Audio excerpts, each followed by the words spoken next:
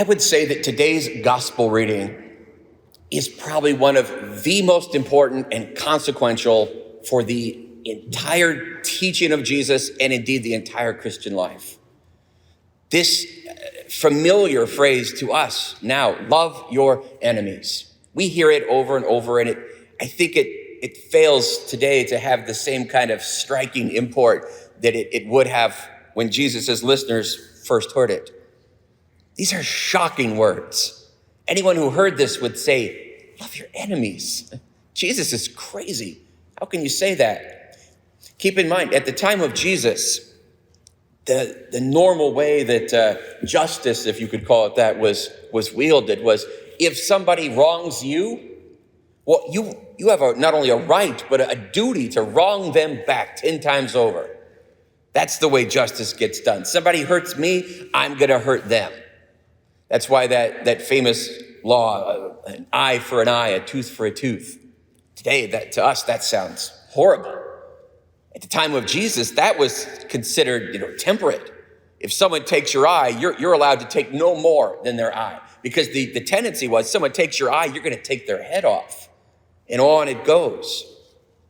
You see how when this is the way of dealing with hurt, with injury, striking back, getting even, well, the whole world just ends up in a vicious cycle of constant violence, a constant drive to get even that will never be able to be fulfilled. Into this walks Jesus, who says, no, not even just an eye for an eye, a passage he actually quotes in another gospel, but rather he says, love your enemies. Do good to those who hate you. Bless those who curse you. Pray for those who mistreat you. That right there is not just radical. It is, I think, the solution that is the answer to so much of what this world is hurting and needs. This is the thing that probably most distinguished the Christians amongst the time of Jesus and should to this day. Christians are a great force for world peace because only someone who is willing to say, I will love my enemy, is able to break the cycle. I had a chance to live in the Middle East for a while in seminary for several months. There's a conflict that all of us can look to, like Jews and Palestinians fighting over the Holy Land. When you're there, you actually get a deep sense of memory is very deep. Families that have never been hurt by anybody, but it's deep. We don't like them, they don't like us. And there's this fighting back and forth. They wronged us, so we're going to wrong them back. And on it goes. And it seems like there's just no solution to these deep conflicts. And fill in whatever, rivalry conflict you want to put in there. Hatfields, McCoys in America, whatever. We can, just look anywhere. You see it. They got me, so I'm going to get back at them. They took one of ours, we're going to take one of them. It's played out on the streets of Chicago every night. What could possibly end this? I would say at the root of this is a desire for power. That person took something of mine, so I look weak. So I'm gonna be powerful and take something back from them. It's power back and forth. Who has it? Who wants it? How do I get it? And it leads to war and destruction. I think part of the answer is in our first reading today. Notice here that King Saul is actually pursuing David through the wilderness. He is convinced that David is out to get him. He's going to take his throne. So Saul is just paranoid. He is hunting David down. They are out in the wilderness. David is fleeing from Saul. He is no danger to Saul. He is not an aggressor. But Saul is out for violence. He's trying to kill David. So what does God do? He casts all of Saul's army into a deep sleep. David goes right into the camp of Saul. And there at his head is the king's spear. His attendant is with him. He says, this is it. God has delivered your enemy into your hands. Let me nail him to the ground with this spear. I won't need a second thrust. Now here's the thing. David would have been completely justified in doing that. Saul is trying to kill him, even under the laws of just war or anything we would think, this is self-defense. This is the person who, if you don't kill him, the very next moment is going to try to kill you. David could have, in good conscience, said, this is the Lord's will. I can end this right now and kill my enemy.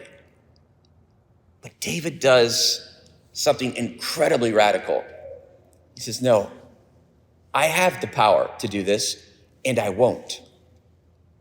And there is the secret, because more than just power to destroy your enemy, power to refrain, to hold back, to say, no, I will put nonviolence where there could be violence.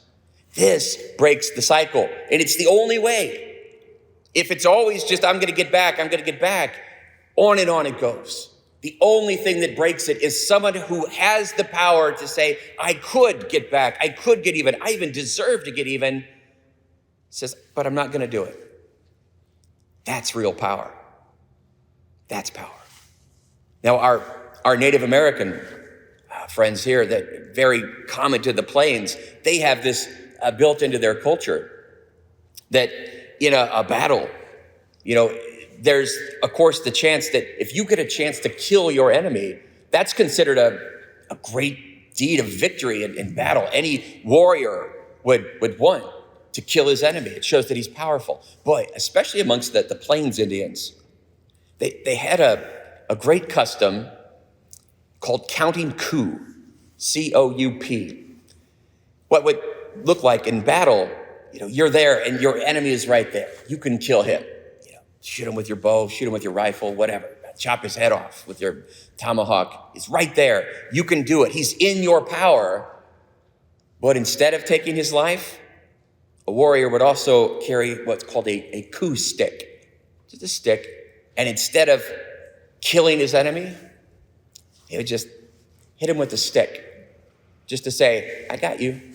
I could have killed you right there, but I'm even more powerful. I'm so powerful that not only am I physically powerful over you, I'm in control of myself, and I'm so powerful, I don't even have to kill you.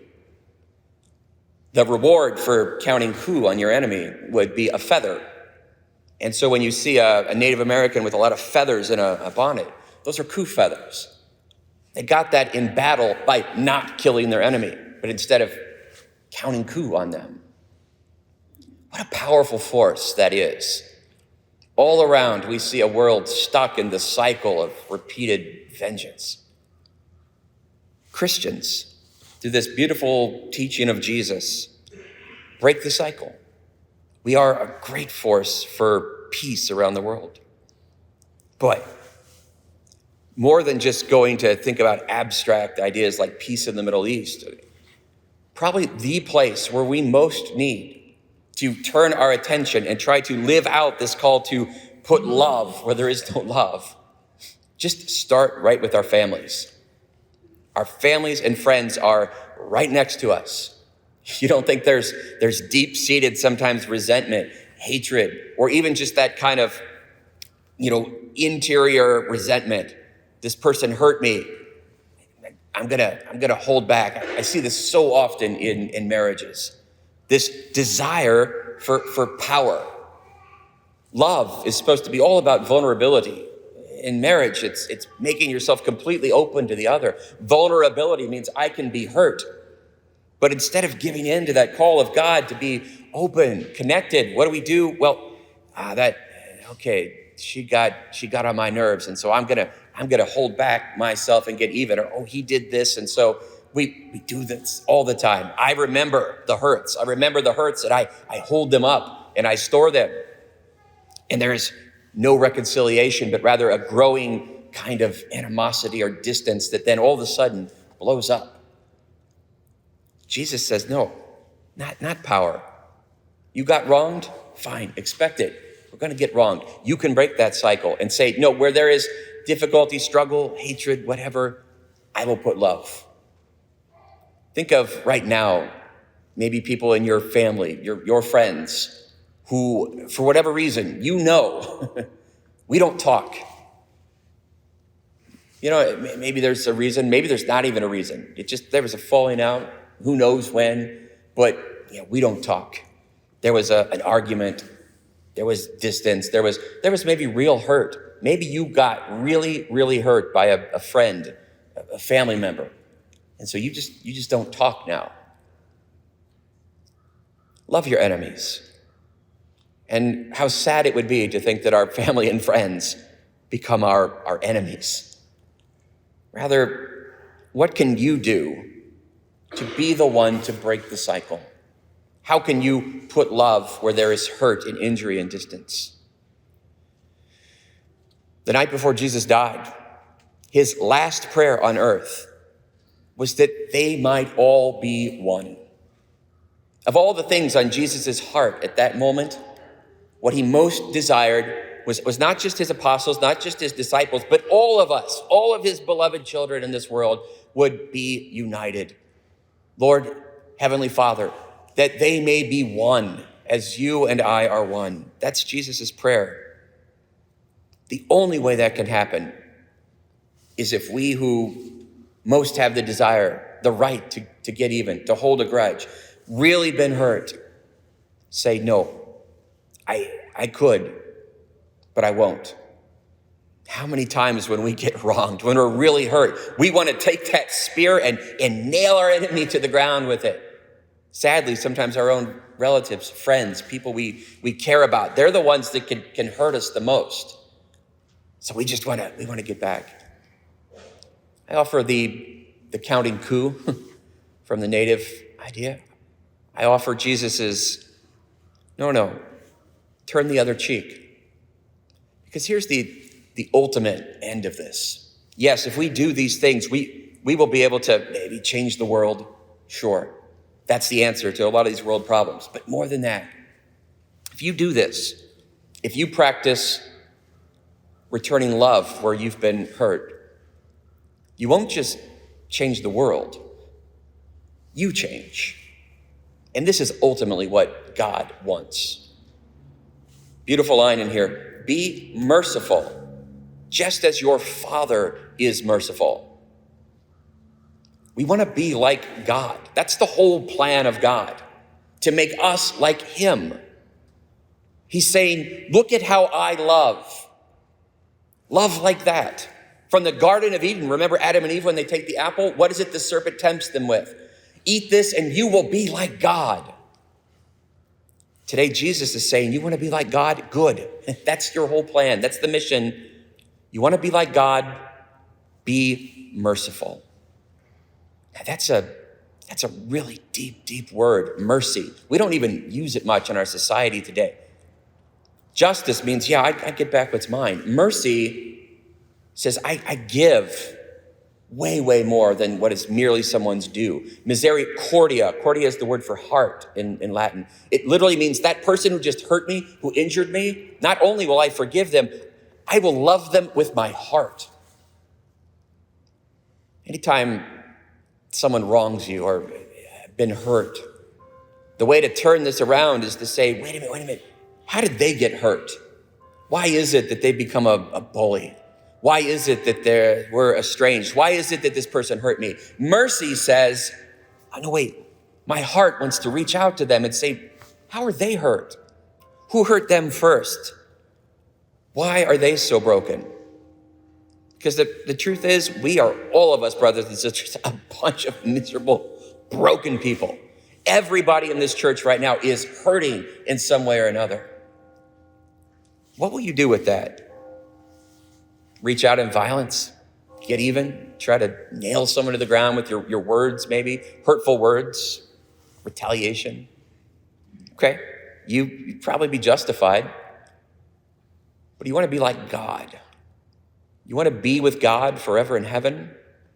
Then it's ultimately not the world that needs to change. It's not that person that hurt you that needs to change. It's you. You need to change. In order to be like God and be in heaven, you have to change. And I would offer that if you start practicing mercy, where can I put love where there is no love?